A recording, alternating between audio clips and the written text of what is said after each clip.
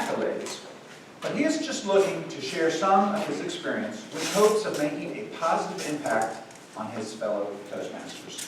With his speech titled, Who Am I? Please welcome Toastmaster Tyler Sloan.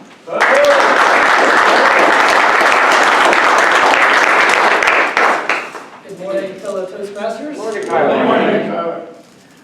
So, who am I? That is a fantastic question. Well, my name is Tyler Sloan. I was born and raised in Orlando, Florida. I'm a realtor. I'm the youngest of three brothers. Some things I enjoy doing are playing sports, yoga, reading, traveling the world, eating, lots of other things, a plethora of activities that usually involve shared human experiences with people I love. My current mission in life is to help as many people as possible before my days expire in some way or some form, and who knows, maybe even after I expire. But I found the question of who am I to be a far more profound question, and more importantly, the answers to that question to be very impactful on my life. And the answers to those questions, that question is ever evolving and always changing depending on where I am in my life. For instance, when I was in my teens, I thought I was very smart. Much smarter and more independent than I really was. My parents and teachers, anyone older than me, couldn't tell me anything because I knew better than them, of course. But the reality was, I was just a rebel without a cause, and I lacked a lot of purpose, and ironically, I was very much dependent on what my friends thought of me, my friends at the time. And this led me to many unhealthy situations in my life, and ultimately, one key defining moment in my life as well. I was gifted a 2-night stay at an all-inclusive resort. The rooms came furnished with a nice bunk bed, a shiny metal toilet, and some big steel bars. You don't know what I'm talking about, it's a jail cell. It certainly didn't feel like it at the time, but it was most definitely a gift. It was the gift of solitude. It was a much-needed pattern interrupt to what at the time was a very reactive and unpurposeful life. It gave me a chance to have a heart-to-heart with myself and really ask myself that question, who am I and who am I becoming?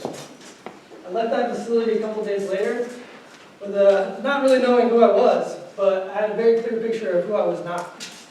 And sometimes I found that knowing what you are not is just as helpful as defining who you are.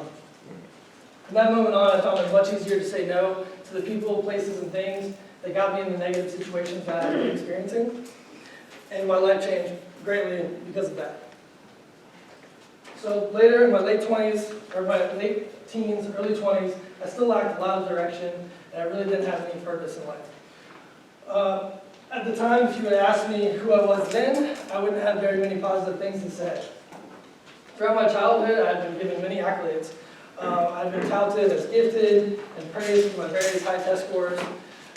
And here I was in my early 20s I was a college dropout, I was a high school dropout. I was just going from warehouse job to warehouse job that left me unfulfilled and very underappreciated.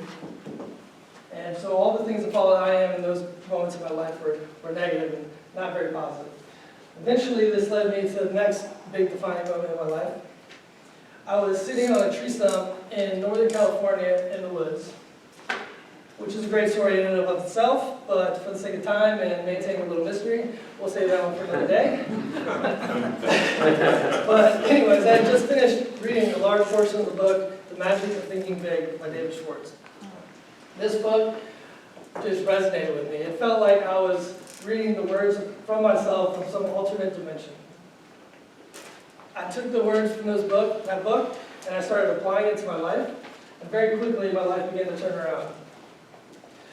I found my first white-collar job, first desk job, as a front desk person, which just happened to be the highest paying job I'd ever gotten up to that point. And not too far after that, about 2 years later, I actually closed on the purchase of my first home. Right before, the day before my 25th birthday. Happy birthday to me. Best present I've ever given myself. Anyways, long story short, I was growing. And the more I began to learn, the more I began to apply the lessons that I was learning, the results continued to follow. One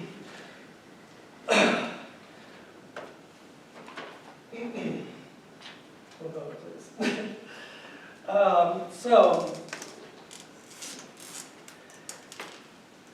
So I just continued that progress, and the more I learned, the more I started taking positive action, the more I began to reestablish a belief in myself. And the more I believed in myself, the things that followed IAM became increasingly positive, and my life started reflecting that as well. So fast forward to where I stand today, right here, right now. I'm a 31-year-old man.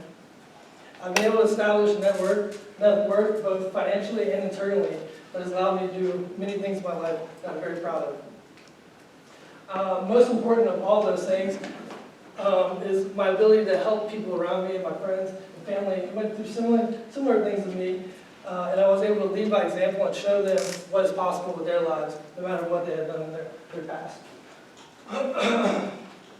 And 10 years ago, if you would have asked me if any of this was possible, I would have said no. I just didn't believe it. I had no belief in myself at that point in time. And I think that's exactly what my problem was. See, I can go back in hindsight and look at every stage of my life, and my realities were a direct reflection of what I believed I was.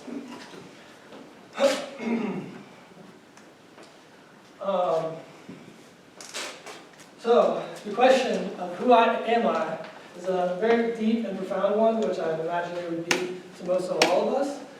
And for me, it started out with finding out who I was not. From there, I ended up finding a mentor in the form of a book, and that helped reestablish that belief in myself, and I began reestablishing that belief through taking positive action and dedicating myself to learning and growing.